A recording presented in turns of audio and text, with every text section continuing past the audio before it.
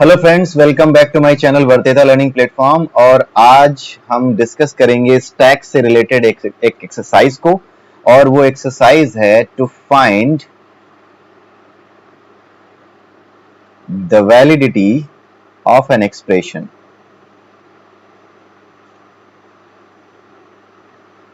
ठीक है, एक एक्सप्रेशन वैलिड है या नहीं उसके बारे में हम डिस्कस करेंगे। एक एग्जांपल ले लेते हैं, इसका मतलब क्या है ये जो हम एक्सरसाइज करने जा रहे हैं। सबसे पहली चीज तो ये है कि आप अगर एक एक्सप्रेशन ऐसे लेते हैं 2 + 3 × 4 जिसमें कोई पैरेंथेसिस नहीं है, तो इट्स अ वैलिड एक्सप्रेशन। ठीक है, उसके बाद आप लेते हैं 2 + 3 × 4, यहाँ पे ब्रैकेट्स यूज किए आपने, ऐसे ब्रैकेट्स यूज किए, तो अगर आप देखें तो प्रॉपरली ब्रैकेट्स यूज किए गए हैं, जितने ओपन ब्रैकेट्स हैं उतने ही क्लोज ब्रैकेट्स हैं। ये भी एक क्या है, एक वैलिड एक्सप्रेशन है। तीसरे नंबर पे हम एक एक्सप्रेशन लेते हैं कुछ इस तरीके से 2 + 3 × 4 + 5 × 9। ठीक है, और ऐसे बंद कर दिया। अब क्या ये एक्सप्रेशन वैलिड है? जी नहीं, ये वैलिड नहीं है, क्योंकि अगर आप देखें 1 2 3 open brackets but only 2 close brackets, तो open brackets is not equal to close brackets. तो उस केस में क्या होता है, हमारा एक्सप्रेशन क्या होता है? This implies our expression is invalid. ठीक है, अगर ओपन और क्लोज ब्रैकेट्स की गिनती बराबर नहीं है, the counting is not same, then in that case वो एक्सप्रेशन क्या है, इनवैलिड है।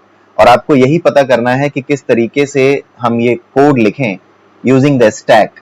ऐसे तो आप सिंपली ये काम कर सकते हैं कि स्टार्टिंग से आप स्कैन करें और एंड तक जाएं, और सबसे पहले आप ये काउंट करते जाएं स्टार्टिंग से एंड तक कि कितने ओपन है और कितने क्लोज हैं। लास्ट में आप ओपन और क्लोज अगर बराबर नहीं है तो आप सिंपली एक मैसेज दे दें कि दिस एक्सप्रेशन इज इनवैलिड। ठीक है, अगर दोनों बराबर हैं तो आप मैसेज दे सकते हैं this expression is valid. So that is something you can do. ठीक है, अब हम आते हैं कि इसको करेंगे कैसे, अगर हमें यूजिंग स्टैक ये करना हो। ठीक है, स्टैक का यूज करके अगर आपको ये करना हो तो आप कैसे करेंगे? ठीक है, तो स्टैक का यूज करके अगर आपको ऐसा करना है तो सपोज ये हमारी स्टैक है।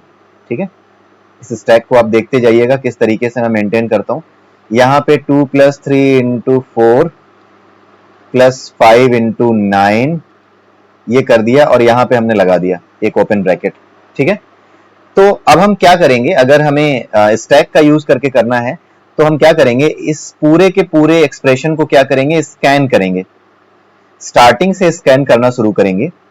जब भी हमें ओपन ब्रैकेट मिलेगा, जब भी हमें ओपन ब्रैकेट मिलेगा तो हम क्या करेंगे, पुश करेंगे। जब भी हमें ओपन ब्रैकेट मिले तो what we need to do, we need to do the push. ठीक है, और जब भी हमें क्लोज ब्रैकेट मिले, ठीक है, तो हम क्या करेंगे, पॉप। तो अभी हमें अगला ब्रैकेट कौन सा मिल रहा है, क्लोज ब्रैकेट मिलेगा, तो हम क्या करेंगे, पॉप करेंगे।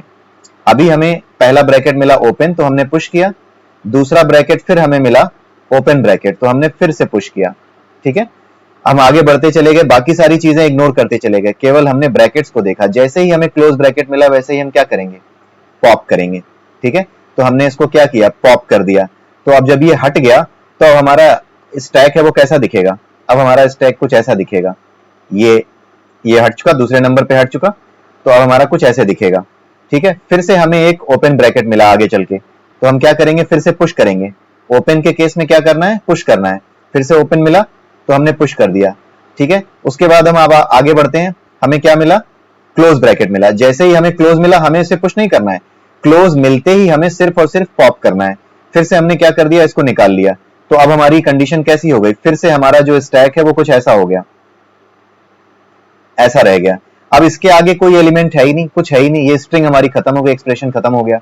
अगर हमारा एक्सप्रेशन एंड पे आ चुका है, ठीक है, अगर हमारा एक्सप्रेशन एंड हो चुका है बट फिर भी हमारे स्टैक में कोई एलिमेंट बाकी है, हमारे स्टैक में कोई भी ओपन ब्रैकेट बाकी है, 1 2 3 कितने भी हो सकते हैं। ठीक है, अगर हम स्टार्टिंग में ऐसे करते तो कुछ ऐसी कंडीशन होती कि 3 होते। ठीक है, अगर हमारा स्टैक एंड तक आते आते खाली नहीं हुआ है, आई रिपीट, अगर हमारा स्टैक एंड तक आते आते एम्प्टी नहीं हुआ, तो उस केस में हम क्या लिखेंगे, हम ये कहेंगे कि एक्सप्रेशन क्या है, इनवैलिड है। ठीक है, लेकिन अगर एंड तक आते आते हमारा एक्सप्रेशन हमारी स्टैक क्या हो गई, एम्प्टी हो गई, खाली हो गई, तो हम क्या कहेंगे, वी विल से कि हमारा जो एक्सप्रेशन है that is a valid expression. आइए अब हम देखते हैं एक वैलिड एक्सप्रेशन को।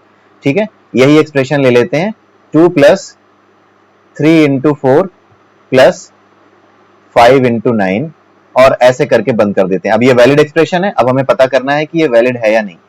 ठीक है, तो हम क्या करते हैं, यहां पे आते हैं, सबसे पहले यहां पर आए, यहां पर स्टैक हमने एक बनाने की कोशिश की, पहले ये ओपन ब्रैकेट मिला तो हमने क्या किया, पुश। ध्यान रखिए ओपन के केस में पुश, फिर अगला ओपन मिलेगा, फिर से पुश, हमें अगला क्या मिला, क्लोज। तो हम क्या करेंगे, पॉप। जैसे ही पॉप करेंगे वैसे ही हमारे पास क्या बचेगा, ऐसी कुछ कंडीशन बचेगी, ये हट गया।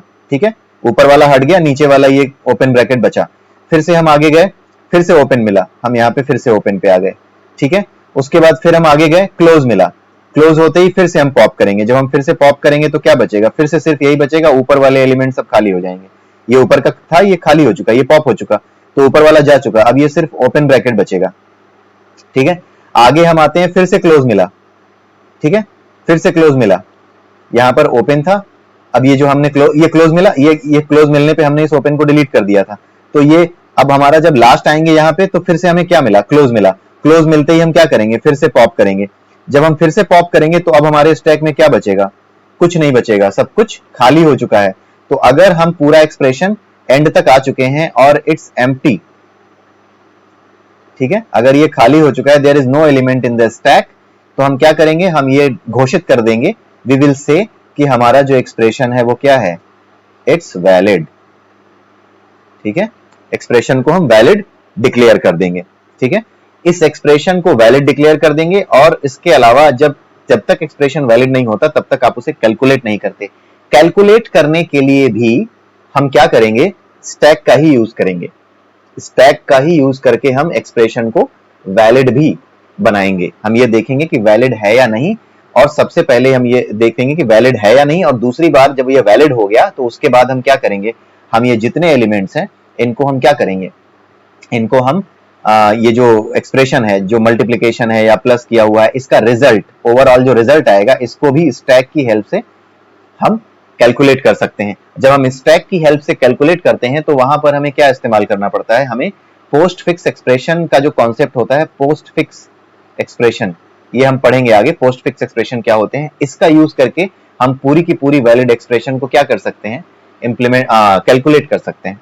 ठीक है, तो ये चीजें भी हम आने वाले वीडियोस में देखेंगे। तो अगले वीडियो में हम ये देखेंगे कि किस तरीके से ये जो हमने आज देखा है इसको इम्प्लीमेंट कैसे किया जाए, इसका इम्प्लीमेंटेशन कैसे किया जा सकता है, ये हम अगले वीडियो में देखेंगे। ठीक है, तो इसी के साथ आज का ये वीडियो मैं यहीं समाप्त करता हूं, अगले वीडियो में फिर मिलेंगे, तब तक के लिए have a nice day and bye bye.